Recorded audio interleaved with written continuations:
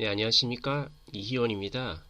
앞서 그 균형 시스템에 대한 이제 배경 설명을 드렸고요. 이제부터는 본격적으로 어떻게 돌아가는지 그 작동 구조를 좀 설명을 드리려고 하는데, 그것도 너무 한꺼번에 설명드리면 좀 그러니까 이제 구성 요소별로 나눠서 설명을 드리도록 하겠습니다. 우선 개요는 뭐 이미 다 파악을 하셨을 거라 생각합니다. 이제 기존의 의회 정치 시스템을 하위 호환 가능하다는 거. 그러니까 기존의 정치 시스템을 완전히 갈아엎는 게 아니고 그 조직은 그대로 두고 다만 의사결정 과정만 변경을 가한다는 것. 이제 그것이고요. 이제 궁극적으로는 이제 직접 민주주의를 구현을 목적으로 한다는 것이고요. 이제 하나하나 보도록 하겠습니다. 우선은 전자투표에 대한 부분이고요. 이제 전자투표에 대한 것도 이미 다 설명을 드렸고 이 부분에 설명을 안 드리겠습니다. 이제 중요한 것은 여기 지속 관리 가능한 투표 시스템인데요. 이것이 왜 중요하냐면은 이 기존 시스템에서는 절대로 이거를 구현을 할 수가 없습니다. 그러니까 뭐 여론조사를 통해서 한다 그랬는데 여론조사가 정말 말 그대로 참고 자료일 뿐이지 아무런 강제력이 없기 때문에 자 기존에는 뭐 한 번 투표하면 딱 끝이었지만은 이제 지속적으로 변경이 가능하다는 것이고요. 이제 예를 들어서 그러니까 이 균형 시스템에서는 뭐 하루에 한 번씩 변경 가능하게 한다면은 이제 영원한 찬성도 반대도 있을 수가 없습니다. 그래서 어떤 뭐 특정 행정 집행 담당자는 이제 성관주의 의무를 다해서 해당 집행을 관리를 해야 합니다. 그러니까 이건 이제 선량한 관리자의 주의 의무라 그래서 이제 상식적으로 어떤 담당자는 이제 그거를 관리 감독을 해야 되는 그런 걸 의미합니다. 자, 이제 예를 들어 보면은 이제 뭐 10년 동안 100조 예산 규모의 개발 사업에 대해 이제 전국적으로 뭐 3분의 2의 찬성을 얻어서 진행을 하였는데 이제 2년이 지나서 다시 사업을 재평가해 보니 이제 뭐 비용도 2배로 증가가 되고 이제 사업 타당성도 떨어지는 것으로 판명돼요. 이러면은 이제 시민들이 엄청 반발을 하겠죠. 이 엄청난 대규모 예산의 이제 개발 사업도 겨우 3분의 2 찬성 얻어서 겨우 진행하고 있는데 이 초기 계획안이 다 이제 어긋난 거예요. 비용도 2배로 증가하고 사업도 타당하지 않고 이러면은 이제 시민들을 반대를 할 것입니다. 왜냐하면 앞으로 남은 8년을 그대로 날릴 수는 없기 때문에 그래서 이렇게 뭐 해서 이제 이 해당 안건에 대한 찬성률이 3분의 1 이하로 하락하면 이제 진행이 중단되어야 되겠죠. 물론 중단에 대한 또 사회적 비용도 있겠지만 이제 그것 또한 이제 시민들이 직접 판단을 하는 것이고 어쨌거나 기존에 한 번 투표하면 끝나는 것이 아니라 변경이 가능하기 때문에 이러한 일도 가능하다라는 것을 제가 말씀드립니다. 이제 역피라미드 이거는 제가 앞에서 이미 설명을 드렸죠. 이제 피라미드식으로 이제 권력이 집중되어 있는 것을 영향력과 결정권으로 나눠서 이제 뒤집는 그런 결과가 있다는 것이고요. 이미 다 설명드린 내용입니다. 자, 여기 보면은 이제 뭐 지금까지 실행되던 부작용이 많은 행정 지침 제도는 영구 폐기라고 되어 있는데 이게 갑자기 무슨 말인가 하실 건데요. 아마 이거는 이제 제가 앞서 배경에서 살짝 넘어갔던 요 실제로 우리들이 이가 권력이 우리가 아무것도 없음으로 해서 어떻게 피해를 보는 것에 대한 예지를 써놨는데 여기 보면은 이제 행정기관은 이제 각종 간접세와 이제 행정규칙을 시민들을 통제한다고 여기 되어 있습니다. 이제 이런 게 뭐 과거에 이제 흔히 이제 국민의 기본권을 주로 지켜주려는 그런 정권에서는 이런 일이 그나마 좀 덜 일어났는데 이게 좀 보수적 정권은 이제 국가를 위해서 국민의 기본권을 제한하려고 하는 그런 시도들이 굉장히 많습니다. 이제 그런 경우에는 우선 국민의 기본권을 제한을 해버리고 나중에 문제가 일어나면은 이제 그게 뭐 법원의 판결을 거쳐서 취소가 되고 이제 이런 게 있는데 이런 것 때문에 국민이 굉장히 피해를 보는 것이죠. 그래서 제가 이게 좀 심각하다고 판단이 돼서 어차피 이런 균형 시스템이 도입이 되면은 이제 이런 부작용이 많은 것들은 아예 폐기를 하는 게 맞지 않을까라고 해서 써놓은 겁니다. 이건 좀 정치에 관심이 있으신 분은 나중에 한번 고민을 해보시면 좋겠습니다. 이건 제가 실제 특허낸 알고리즘 중에 하나고요. 이거는 제가 따로 설명 안 드리겠습니다. 이거 어차피 개발 개발 쪽에 속하는 부분이라서 네, 설명은 안 드리겠습니다. 자, 이제 실제로 예제로 한번 보겠습니다. 이거는 뭐냐면은 그 제가 앞서 말씀드린 여기 전문 대의원에 대한 내용은 없는 겁니다. 그냥 딱 단순히 옆피라미드 의사 결정이 어떻게 되는 것에 대한 예제입니다. 자, 한번 보겠습니다. 이제 지역 대표 기반으로 이제 운영 중인 동호회를 하나의 예를 들어보겠습니다. 이제 전문 대행 기능은 없고요. 이제 전국 자동차 동호회에서 이제 여름 MT로 어느 지역으로 갈지 투표를 하겠다라고 이제 했어요. 그래서 전국 자동차 동호회니까 뭐 서울, 부산, 대구, 뭐 대전, 광주 뭐 엄청 많겠죠. 그러니까 회원이 엄청 많을 겁니다. 여기서는 예제로 그냥 보기 쉽게 11명이라고 했지만은 아마 실제로는 뭐 11,000명, 10,000명이 넘어갈 겁니다. 이런 대규모 자동차 동호회 같은 경우는. 어쨌거나 한번 시스템을 돌려보겠습니다.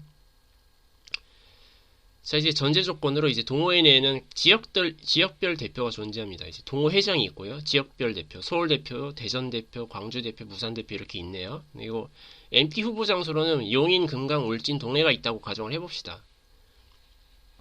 자, 서울 대표는 이제 자기 서울에서 그나마 좀 가까운 용인으로 추천을 했고요. 대전은 뭐 대전 대표가 뭐 개인적으로 울진을 좋아했나봐요. 울진을 선택을 했어요. 이제 광주 대표는 역시 광주에서 가까운 금강으로 선택을 했고요.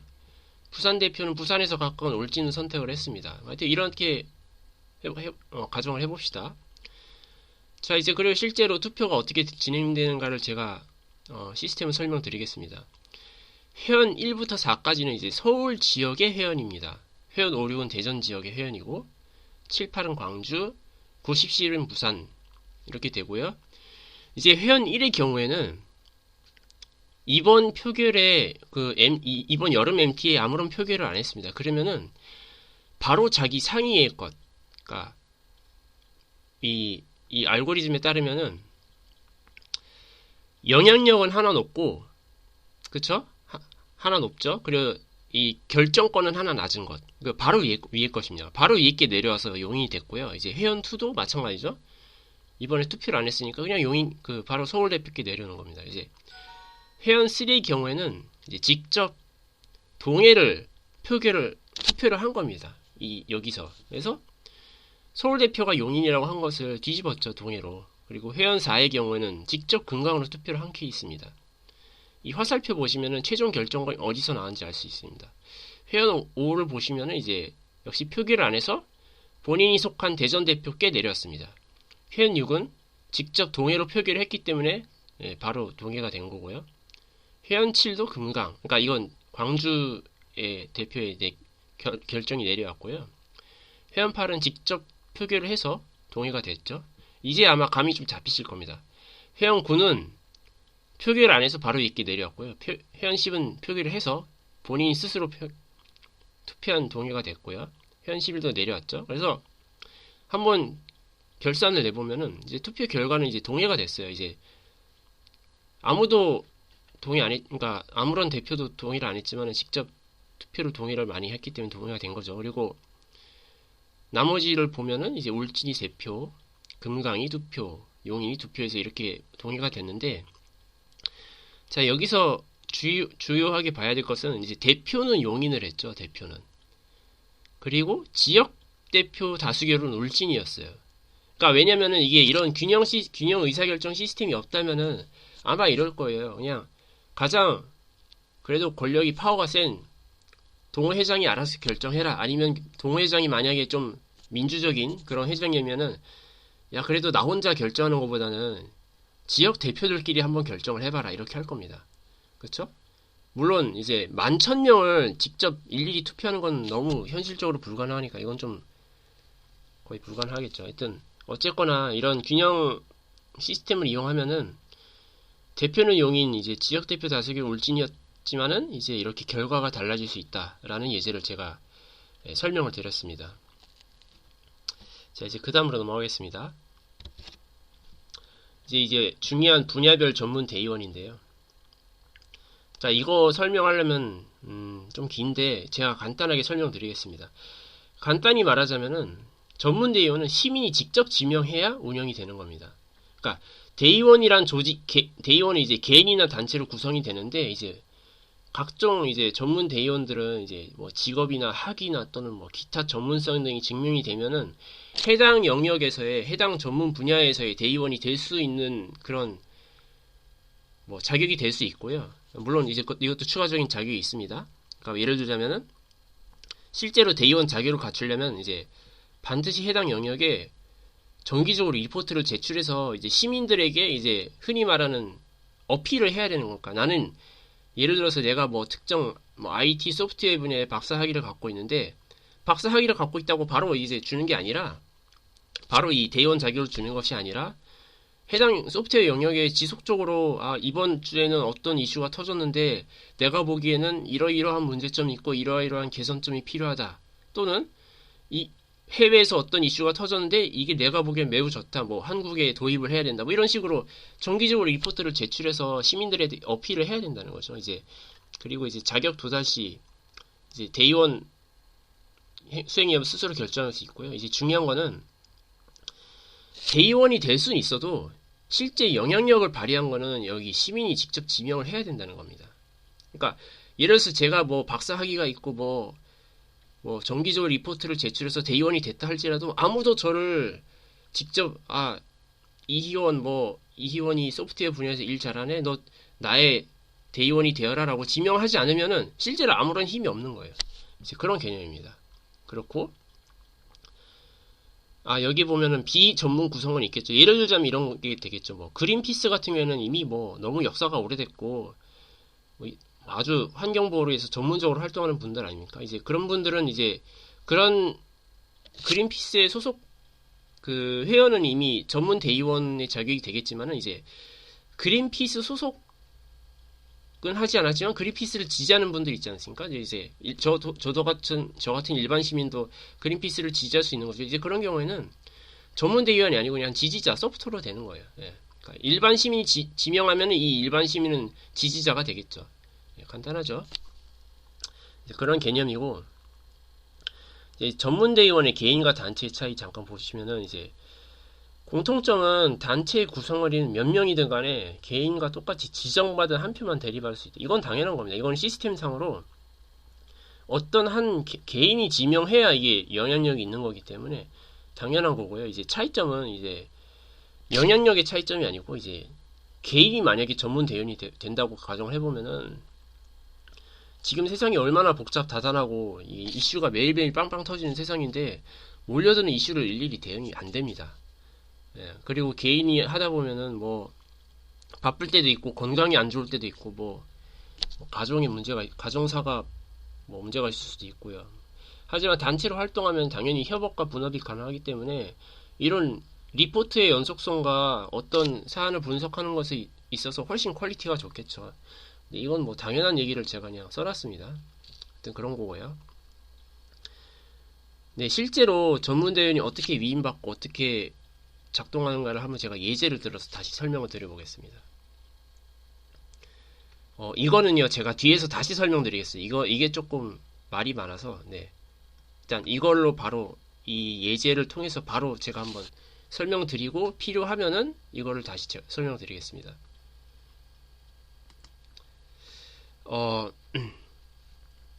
자, 이제 어느 날 대통령이 발전 효율화를 위해서 서울의 원자력 발전소 건설을 선포를 했습니다.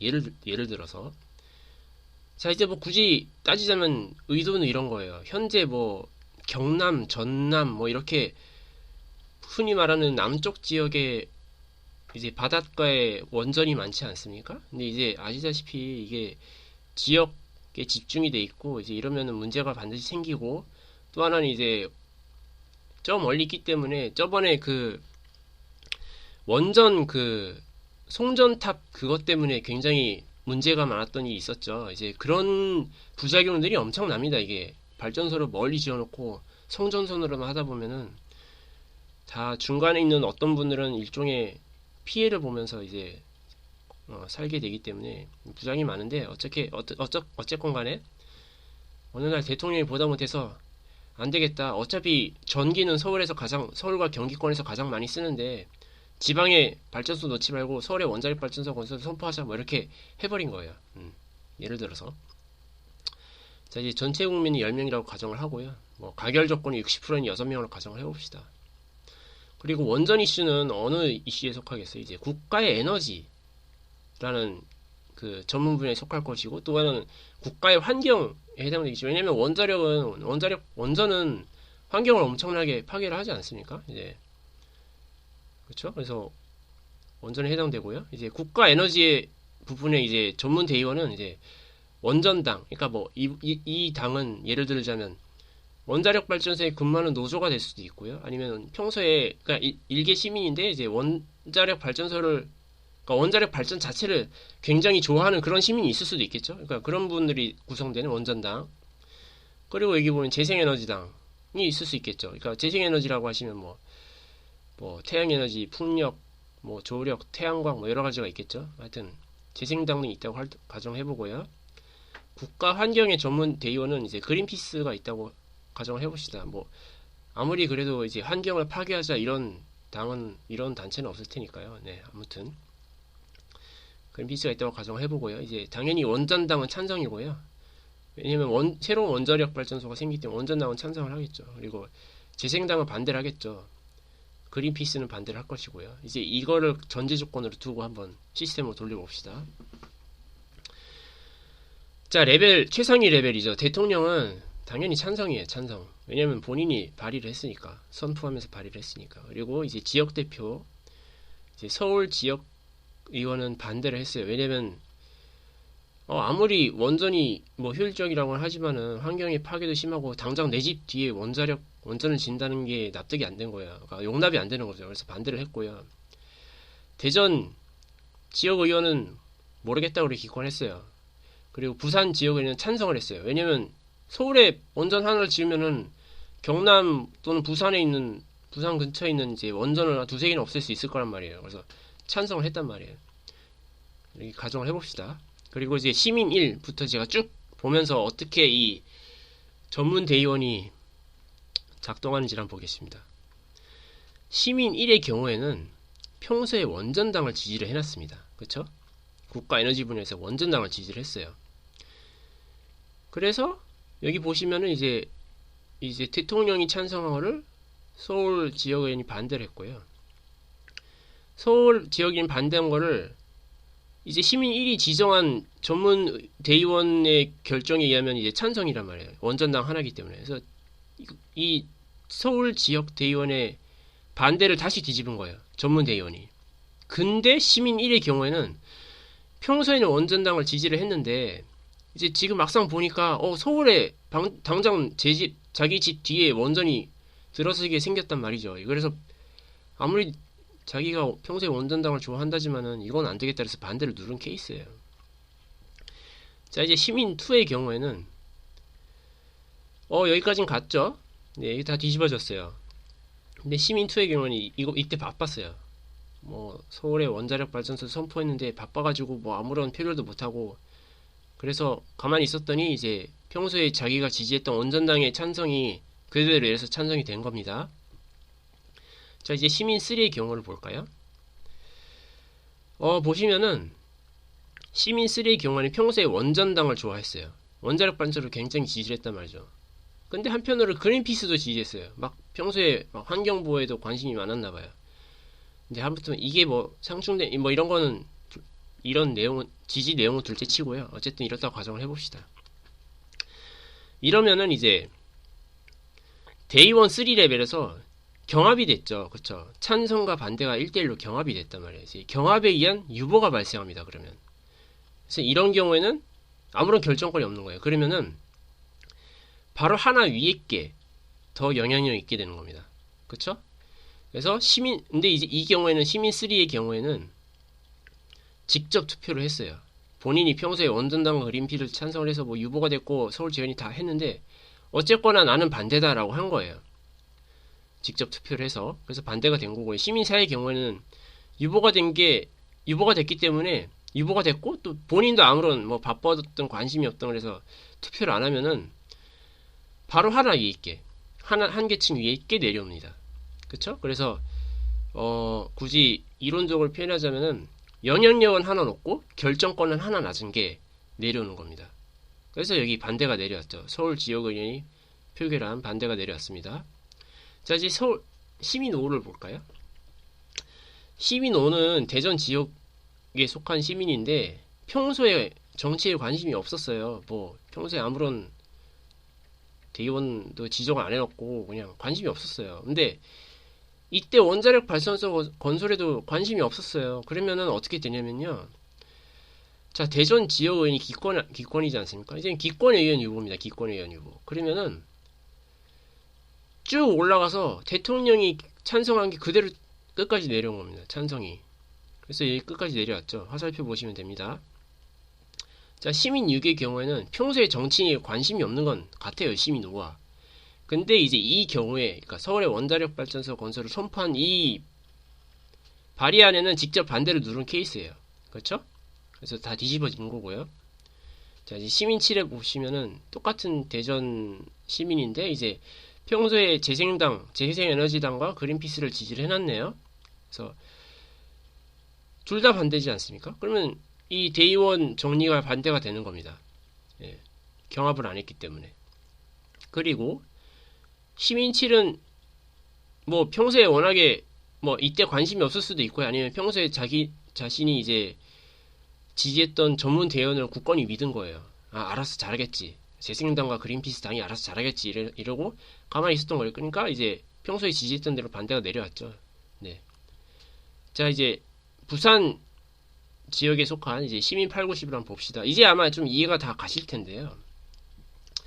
자, 이제 시민 8의 경우에는 평소에 그린피스만 지지를 했어요. 그리고 이때 바빠서 투표를 안 했던가 관심이 없던가 하여튼 투표를 안 하면은 이제 평소에 지지했던 이 전문 대의원의 결정이 그대로 내려왔죠. 그래서 이 경우를 보시면은 대통령은 찬성이에요. 부산 지역 의원도 찬성이고. 그래서 근데 이제 평소에 자기가 지지했던 이 전문 대의원 때문에 반대가 된 케이스입니다. 자, 이제 시민 9의 경우에는 이제 여기까지 전문 대의원까지는 시민 8과 같죠. 다만 이제 평소에 자기가 그린피스를 지지하고 엄청난 환경 지지자인데 환경보호 지지자인데 지금 딱 보니까 서울에 원전 하나를 지으면 부산에 있는 원전 두세 개를 없앨 수 있단 말이에요. 그러면은 시민 9의 경우에는 뭐 새로 원전이 지어지면 당장 나의 생존권, 내가 행복하게 살아갈 권리가 더 중요시 여겼던 거죠. 그러면 당연히 찬성을 누를 수 있습니다. 그럼 찬성 눌러서 찬성이 반대가 뒤집어진 거를 본인이 다시 찬성을 한 거예요. 그쵸? 그래서 찬성이 된 거고, 시민 10의 경우에는 이제 어떻게 보면은 시민 5와 비슷하네요. 평소에 정치에 관심이 없었어요. 그쵸? 그래서 이때도 아무것도 안 했는데, 자신이 지지해놓은 게 아니라 자신이 속한 이 부산 지역의원이 찬성을 했기 때문에 찬성이 내려온 겁니다. 그렇죠? 아무튼 그렇게 돼서 최종적으로 계산을 해보면은 자, 이제 찬성 4, 반대 6으로 부결이 됐어요. 이게 쭉 계산을 해보니까.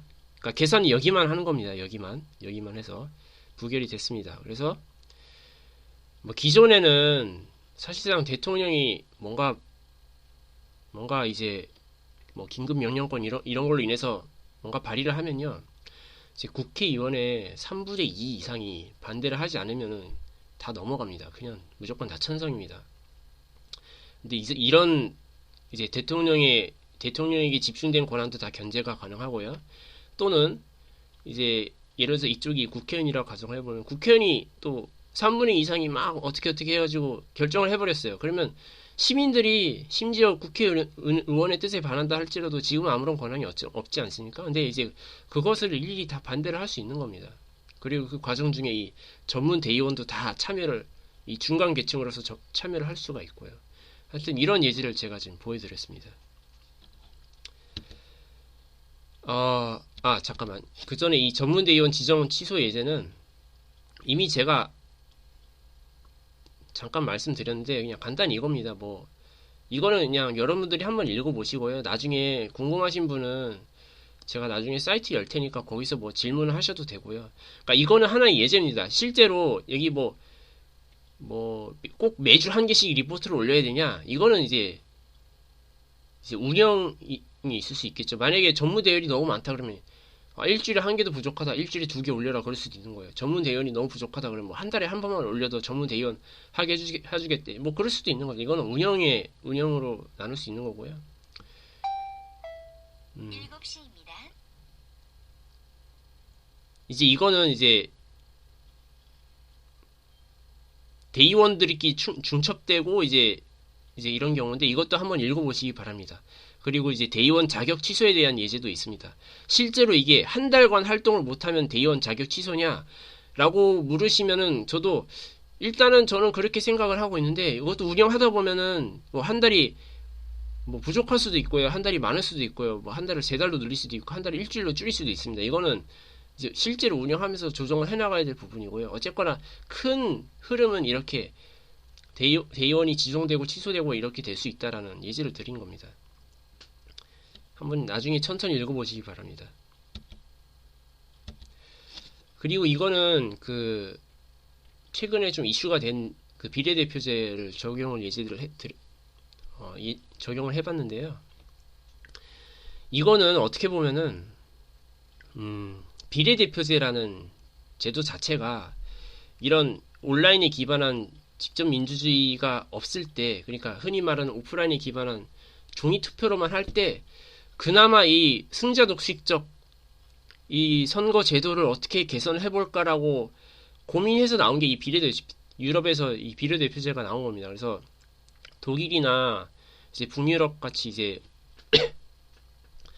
좀 이제 정치 선진국에서는 이미 광범위하게 1970, 80년대부터 다 적용이 됐고요. 이제 한국은 이제 와서 뭐 이제 야당이든 하여튼 야권에서 이것들이 언급이 되고 있는데 제가 보기엔 이미 많이 늦었다고 보입니다.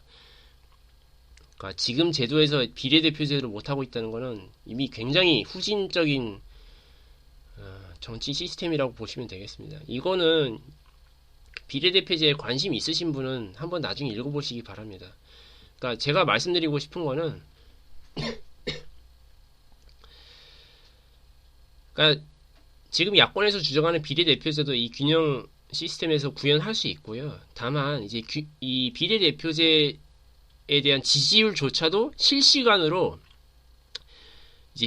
온라인 정치로 승격을 시켜버리면은 그러니까 이 지지도 자체에 대한 것을 이제 온라인으로 해버리면은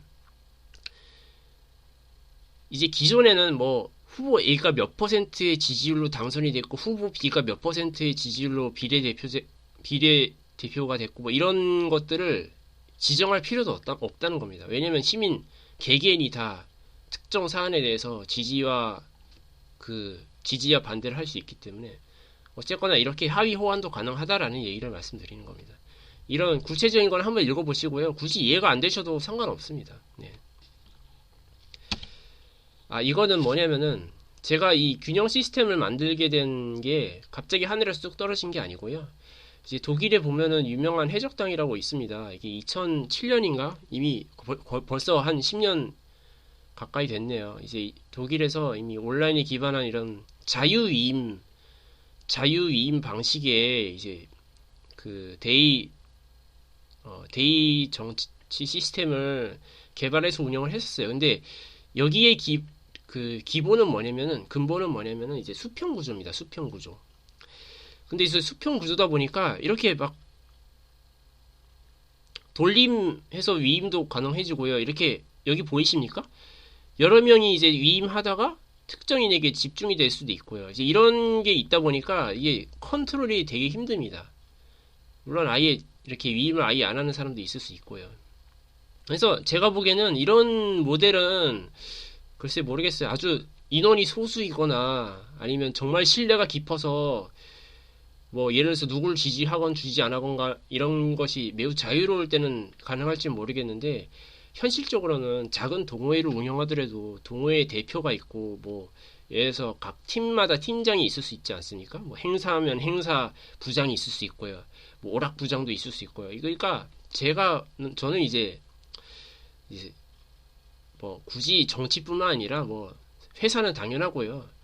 작은 단체 조사도 이제 궁극적인 수평 구조는 있을 수 없다라고 그런 문제 의식이 들어서 좀 연구 개발을 하다가 이제 균형 시스템을 새롭게 고안을 하게 된 경우입니다. 그리고